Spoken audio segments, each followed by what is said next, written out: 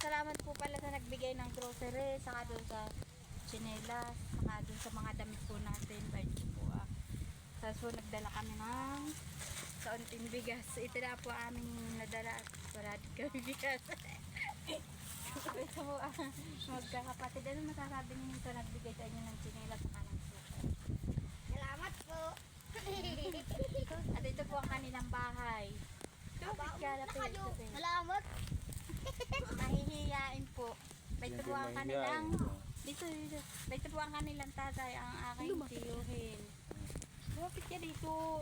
At para takot. Ano masasabi mo tayo ko sa nagbigay sa inyo ng mga grocery, sa mga chinilas ng bata? Okay, tutulungan. At ito po ang kanilang kubo-kubo. Mahihiyain po ang aking tiyuhin. At masama daw po ang pakiramdam. Hindi nga po sila nakapag May sakit. May sakit daw. may sakit po. Yan. At wala din po silang bigas ngayon. At hindi nga po nakapunta sa dagat at masama daw ang pakiramdam, masakit ang ulo. Wala din pong gamot, wala naman po kami maibigay na pera at wala din po kami pera.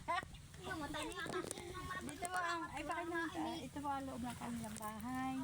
Yan lang ang kanilang kalderong ginagamit pagluluto. Sa mga gusto pong tumulong ay welcome po kayo at maraming salamat po sa inyo.